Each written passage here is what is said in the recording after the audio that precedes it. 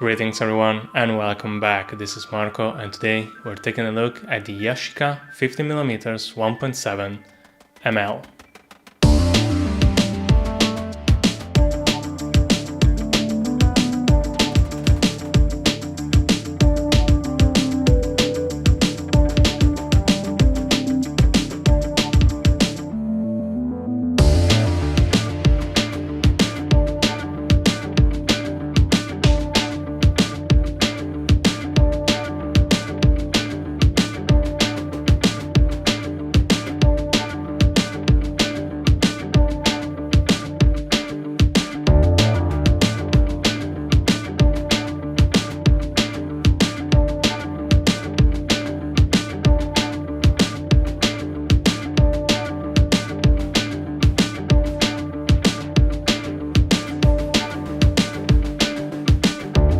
Alright, we made it to the last of the three Yashica lenses I bought last winter, the 50mm 1.7 ml.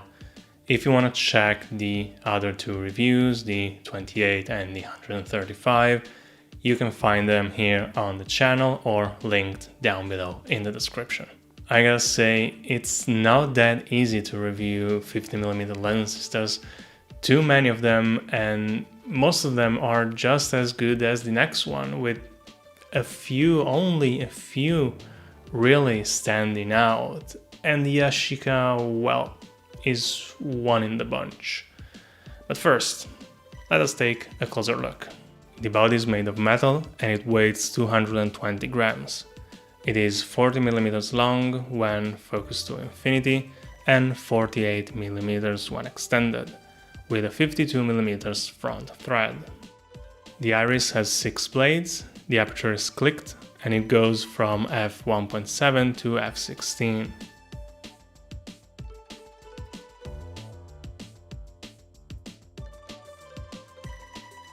Focusing ring turns 180 degrees and minimum focusing distance is 50 centimeters.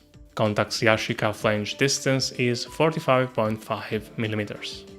In terms of size, weight and build, the 50mm 1.7 is basically identical to the 28 2.8 that I already shown you.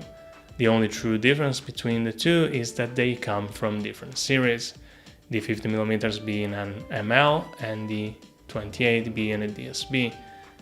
What does it change from one to the other? Well, the coating. The ML has multi-coating and the DSB has single coating. But that's all. Sharpness is good wide open at f1.7, but it gets really good from f2.8. Background blur is soft and pleasant and can show hints of swirliness in busier environments like tree branches and foliage and such. Chromatic aberration is present, sometimes up to f5.6, and can be a little bit distracting on whites or high contrast areas.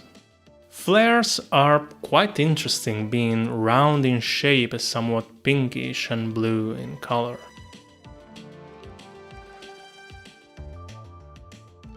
The lens is prone to ghosting and loss of contrast when shooting toward a light source.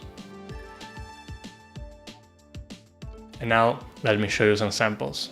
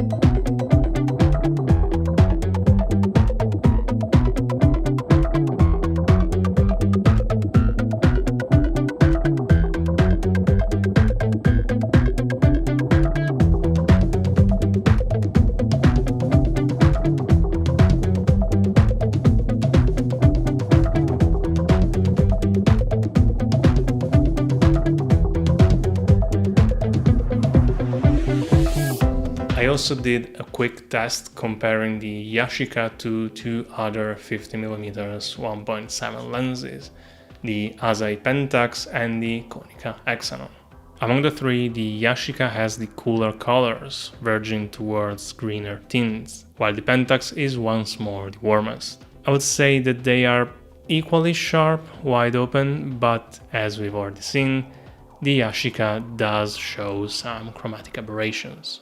Now that I have tested all three the Yashica lenses I own, I can say that no, there is no difference in build quality between the DSB and ML lines. One difference that I did notice is that the ML series has more chromatic aberration than the DSB, but it might be that my copy of the 28mm is a really good one.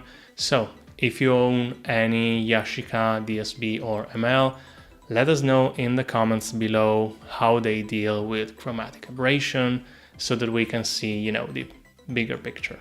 As I was saying earlier, it's hard for a 50mm to stand out from the crowd. And I feel that the Yashica falls just a little bit short for me. And part of the reason for that is because I already own lenses that I like more than the Yashica, but it might be the right lens for you. And that is all for today. As always, if you have any questions, feel free to leave them in the comments below. Don't forget to leave a like and subscribe, and I will see you in the next one. Bye.